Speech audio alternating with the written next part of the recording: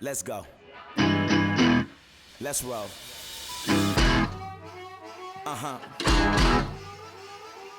Is you ready?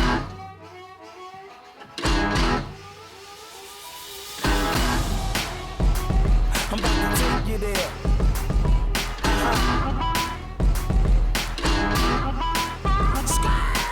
I'm lightning like Steve McQueen. I'm in the fast lane when the light turns green. And I built tough, I ain't nothing but grit. Cause I made rugged blood, sweat, and spit.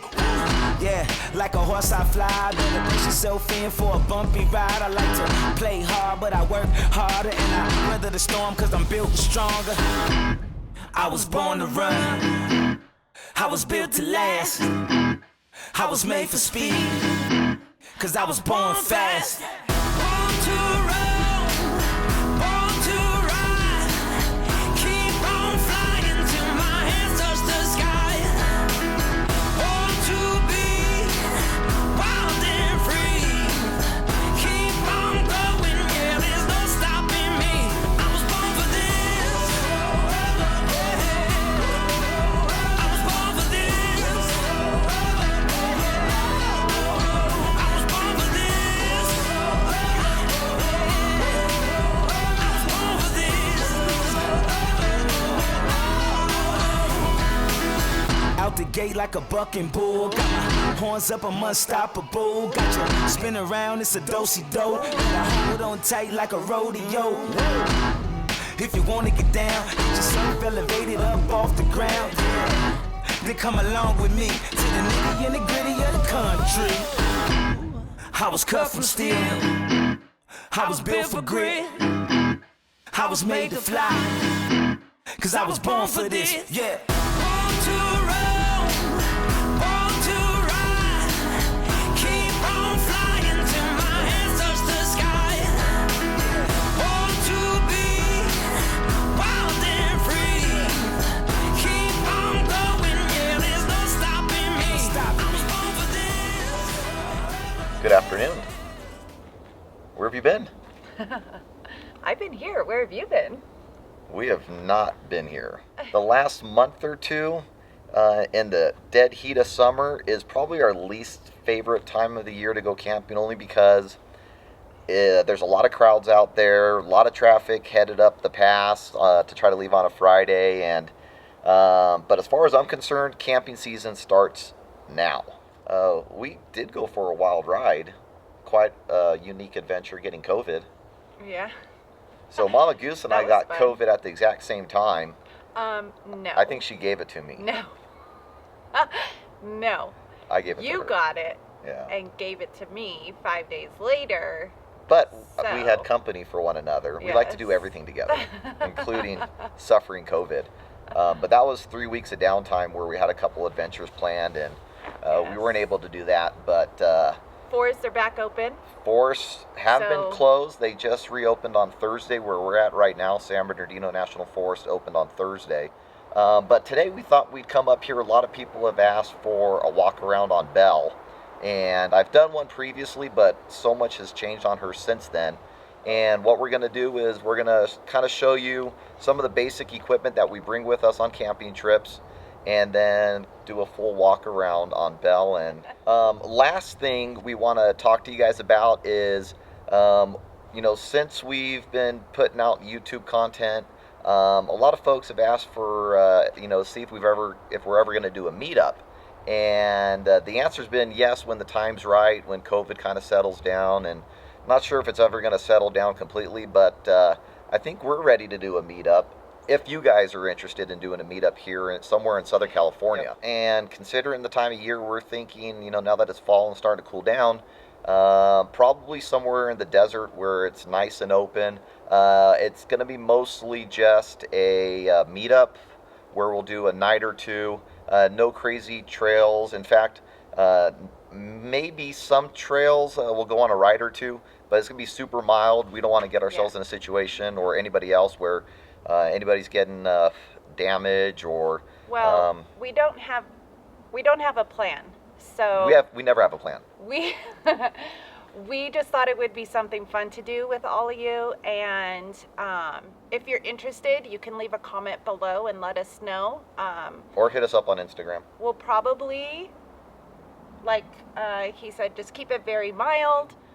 Mid-November. So if that works for you guys, if there seems to be some interest, we will absolutely put something together for mid-November, but leave your comments below. But enough of that. Should we show them around Bell? Let's show them Bell. All right, let's go. All right, so first things first, which I get a lot of comments and interest on, is the table that we use. And we got it from REI, and it's made by Mountain Summit Gear. It's just a heavy-duty roll-top table. And you can see it stores away, you know, really small, almost the size of a chair. But the table gets to be really large, so.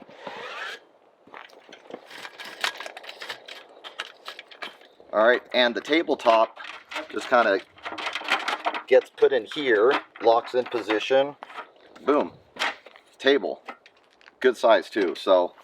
And then, of course, we've got our water. This is a Nemo water container, which when it's empty, it folds up really small, and you can put it wherever. The OVS, Overland Vehicle Systems awning. The cover.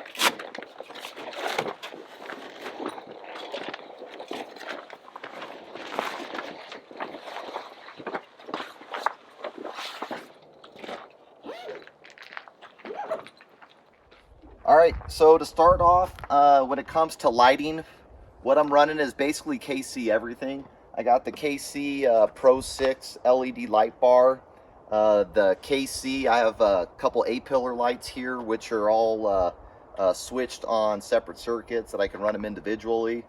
Down here, I've got the KC headlights, the LEDs, which if you're driving a JK, you know how terrible the lights are. So if you don't already have yours replaced, I would definitely look at the KC ones. And then, of course, the fog lights here are the KC fog lights. I think they're the 4-inch also. So when we bought it 5 years ago, obviously none of this was done. But one of the first upgrades I did, which I'm still very happy with, is the barricade bumper that I got from Extreme Terrain. It was a very inexpensive upgrade. It's a steel front bumper. But it looks great. I've never had an issue with it. The powder coating in a couple areas has come apart, you know, has chipped off, but I just hit it with some black paint, and I think it was less than $300. So next, Mama Goose will show you my Smitty built X20. I think it's a 12,000 pound rated winch with the synthetic rope. Never had a problem with the Smitty belt. I've used it several times, mostly helping other people get out of snow or mud or sand. All right, next is this rock hard license plate mount, which is really, really convenient because in order to get to the access to the synthetic line and the Factor 55 link that I have on here, you have to be able to get to it, right? So this product from Rock Hard, all you have to do is unscrew it here and then it'll drop down. And yeah, so once you take this off, it gives you access to my Factor 55 fairlead. So this is a must-have if you're going to obviously get this bumper. All right, so moving to underneath here, what we have is the Barricade skid plate, which I added. This was it mounts perfectly with this bumper, and it gives you the protection you need under here for your automatic sway bar disconnect. Also, some other important upgrades that I've done on Bell as far as underneath here is the Yeti XD tie rod assembly, which you can kind of see under here. And what you can't see is the drag link, the Yeti XD drag link that I also installed on here, as well as their track bar relocation bracket. I replaced the stock steering stabilizer with the Falcon Nexus 2.2 adjustable steering stabilizer. And then last thing under here to see is the Rock Hard black differential cover, which protects your pumpkin when you're off-roading.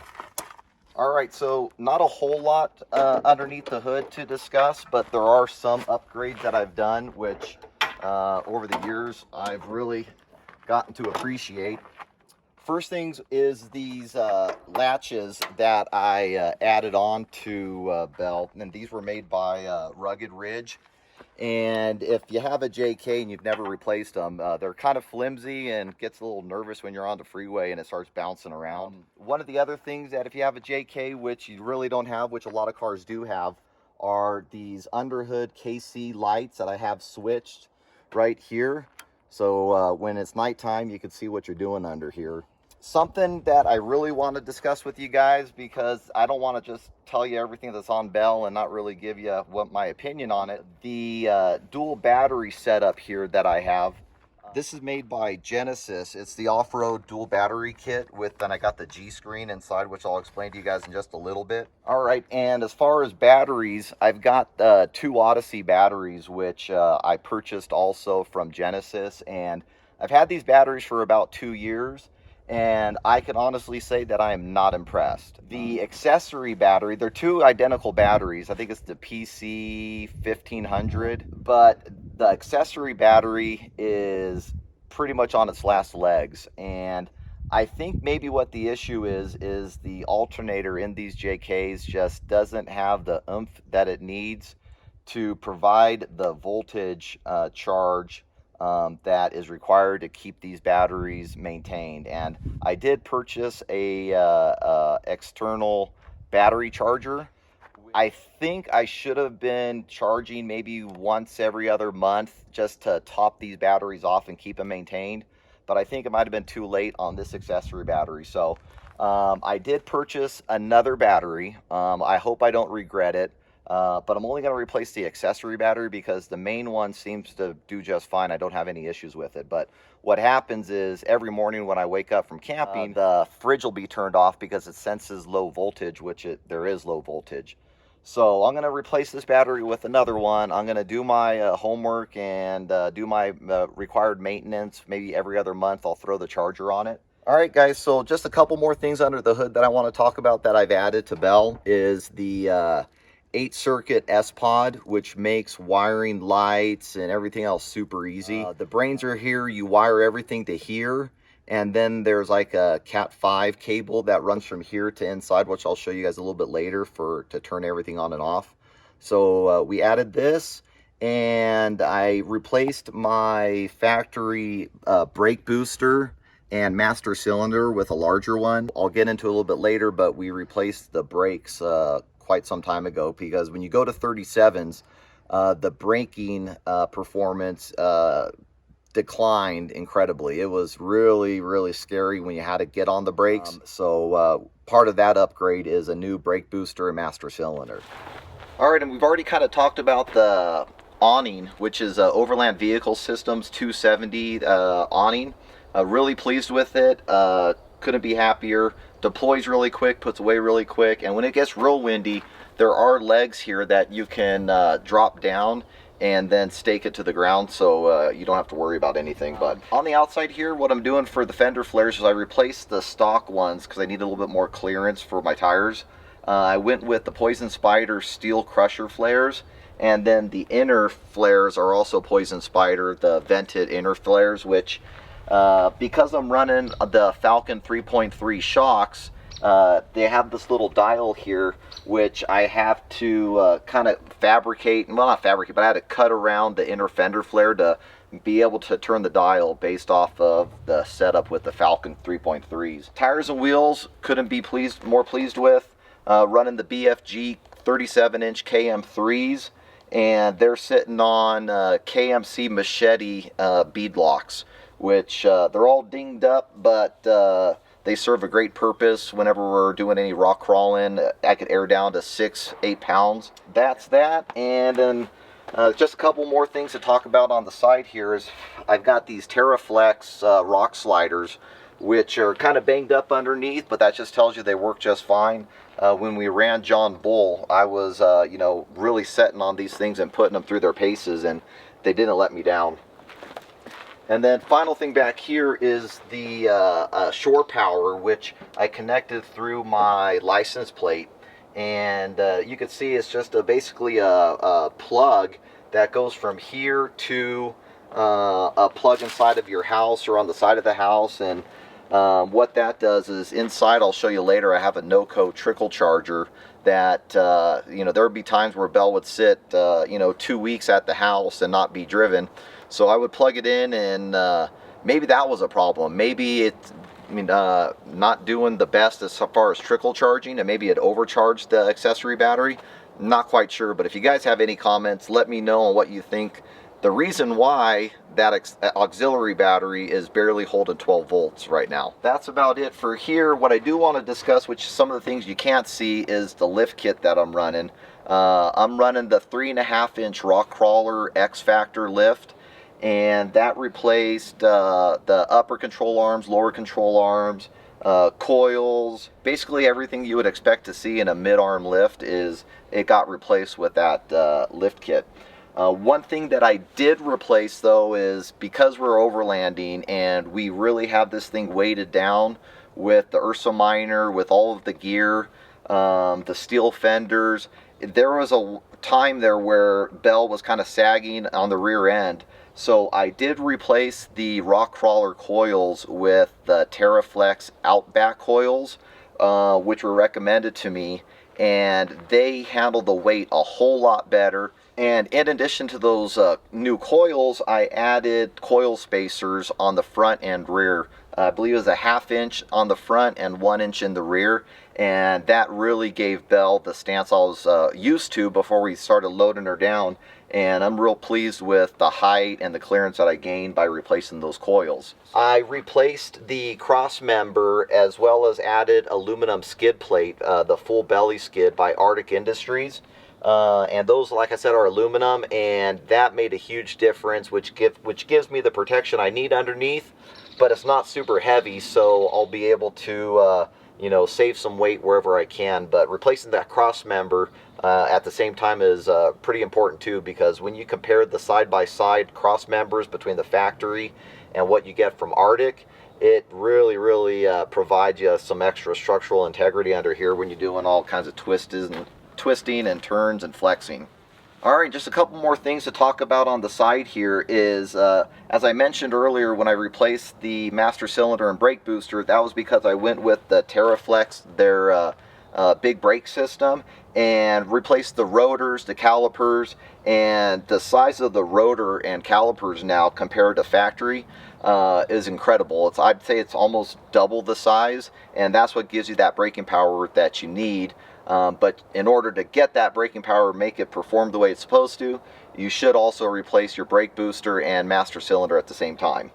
And last thing I want to talk about on the side, which you can't really see during the day, is I added rock lights. Of course, KC, they have a 6 light kit that you can buy from their website, and I've got basically 2 on the side and 1 on the rear on each side for a total of 6 lights. Alright, so a couple things on the rear I want to talk about is, again, steel bumper, the Barricade Trail Force, I think it is. Looks great, very sturdy, never had an issue with it. I would highly recommend getting this bumper if you're on a budget. Again, I think it was $250 or $300. Also, when you're going to 37s and you put a lot of heavy gear on here, one thing that you really want to do is replace your hinge tire carrier, and actually it's the whole tailgate hinge. What I went with is the EVO upgraded heavy duty hinge, and haven't had any issues with that whatsoever.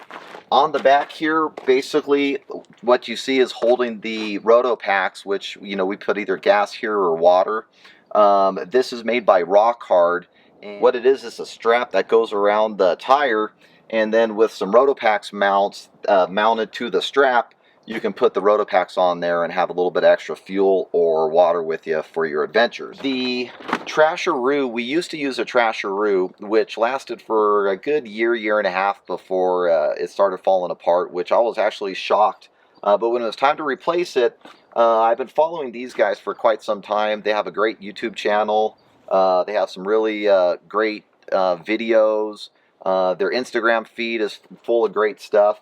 It's Northbound Expeditions. They're out of Canada, and they make this it's called a garb bag, garbage and recycle bag. And you might notice in the back here, this is our WeBoost cell phone booster, which when we're out on adventures, as long as you have some cell service and you power it on, it'll give you just enough service to where you can make calls, send texts.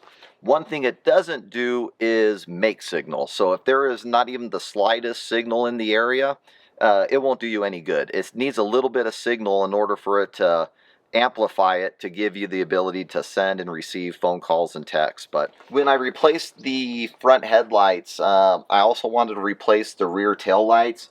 And these are the JW Speaker LED tail lights, which are super bright. It just gives it a nice clean look compared to the stock from the factory. And one thing that I kind of did on my own, when you're putting these garb bags on or your trasheroo on the JLs, and what I had at the time was my backup camera was right in the middle of the wheel, and so when you put a bag on there, it's useless. So what I did is I'm using my hitch cover. I don't ever do any towing with this. I just bought a Reese cover. I drilled a small hole in it where you can see I put my camera, and that runs up inside to my head unit, where I can, in reverse, it'll show me what's behind me. But this was a kind of a last minute sloppy upgrade that I did years ago, but I've never had an issue with it rubbing or getting damaged when you're off-roading. So get creative, relocate it somewhere if you guys like to have it. And for me, that worked out to be perfect. And just a couple last things underneath here to discuss is underneath, we did the rock hard differential cover for whenever we're doing some rock crawling. That pumpkin tends to always find the highest rock, so you want to protect your pumpkin whenever you're doing any sort of rock crawling. And we went with the rock hard. And then also underneath, with the Falcon 3.3s, they sell skid plates for the bottom of the shocks. And so those were just bolt on. You don't have to drill anything. We put that on as well, and that gives us a little bit of extra protection. There's just a couple things I wanted to mention. As you guys all know, we got the URSA Liner, which, if you don't know, it replaces your factory hardtop with a new top with a tent built into it. All right, so on the inside here, a lot of people ask about this bar that basically we have our GoPro, a lot of our stuff mounted on. This is made by Vector Off-Road. It's called the JKE Full Width Dock Mount. And with that, we're running the 67 design cell phone holders on each side, which hold our cell phones. And then, of course, we're running the Garmin InReach here, which I've got a mount for as well. And this will give you not cell service, but it's a messaging device that works off of satellite. So we could check in with our daughters when we're out off-roading, or if, heaven forbid, an emergency. As long as you have a clear signal to the sky, you could send and receive texts, emails, and get weather, things like that. It's a must-have if you're going out in the wilderness, especially like Mama Goose and I, we like to sometimes go out on our own. So it's good peace of mind to have that you're never completely out of signal. And of course, the last thing I want to talk about on the dash area here is our mini iPad, which is mounted up, which you can see I'm running Gaia GPS right now for running different trails and tracking. And it's real sturdy. It doesn't move at all, which is great when you're off-road. And some of the mounts are kind of wobbly, and it defeats the purpose. All right, just the last couple things to talk about in the front here is we've got the S-Pod. These are the push buttons that you can turn on the roof lights, windshield lights, the A-pillar lights, my light bar, rock lights, my compressor, the fridge. Everything is tied in right there by the push of a button. You could turn things on and off. And earlier I was talking about the dual battery setup, and they have what's called the G screen option, which is this button right here. And what this does, it tells you what your current voltage is on each battery. You can see auxiliary right now showing 12.5, and the main battery is at 12.7. And what this is good for is that if your main battery goes dead and you can't start the car, you can basically by pushing the button and holding it in, you could jump start from one battery to the next, which you can then start your car if your battery ever went dead, which most likely won't happen, but just in case, it's a good feature to have.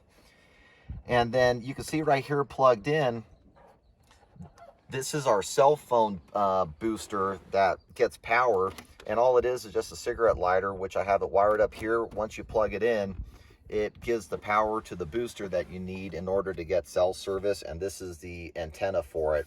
So as long as your phone's within 12 to 18 inches of this here, you'll be able to benefit from that boosted cell service. All right, so in the back here, the obvious we'll talk about first, which is I did the seat delete for the 60% and 40% seat delete by Goose Gear, which gives us this platform here with a bunch of little storage cubbies here that we can store a lot of our different gear in, that whenever we go camping, clothes, or whatever you want.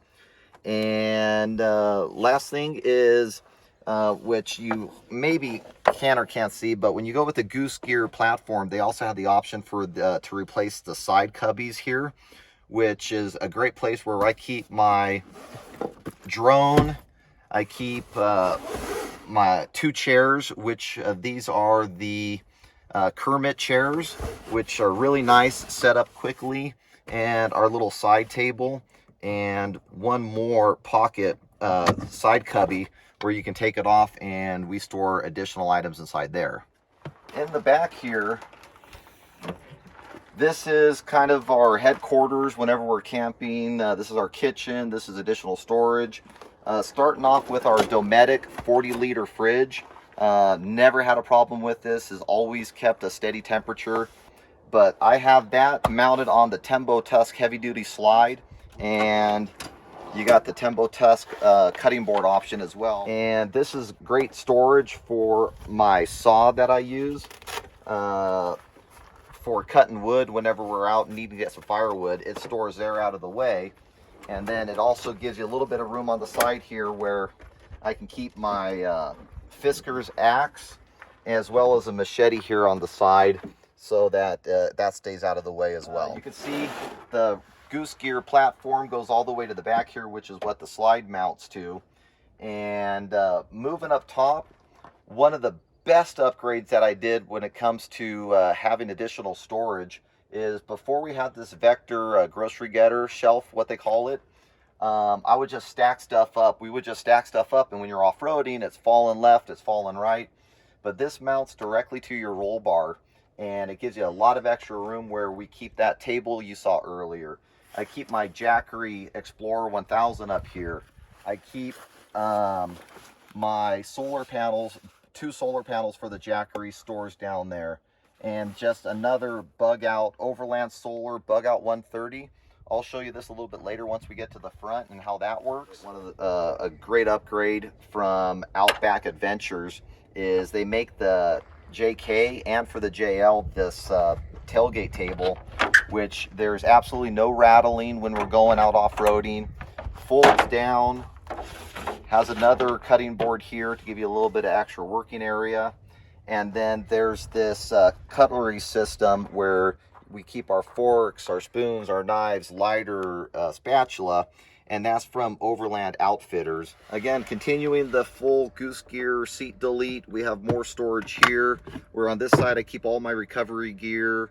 Up here, we keep the Tembo Tusk Scottle stored up here. It's a perfect fit. I usually just put a bungee cord to hold it in place while we're off-roading. All right, so, and on this side, what I have is just more storage things. These are some rear window screens that we can roll the window down if we have the dogs in here. They kind of go over these rear windows, and it keeps the bugs out but lets the fresh air in. And that's from Deep Sleep. You guys can get those if you have dogs and you guys sleep inside your Jeep. Also inside here of noteworthiness is this is the NOCO battery charger that I have, and this is what connects to that rear outlet for the shore power. Next to it is my Victron Energy Smart Solar charge controller, and this is what's connected to my other solar blanket, which I'll show you guys here in just a little bit. And then back here, not sure if you can see it or not, this is the WeBoost cell phone amplifier. But behind the seat, underneath the passenger seat, is my twin ARB compressor.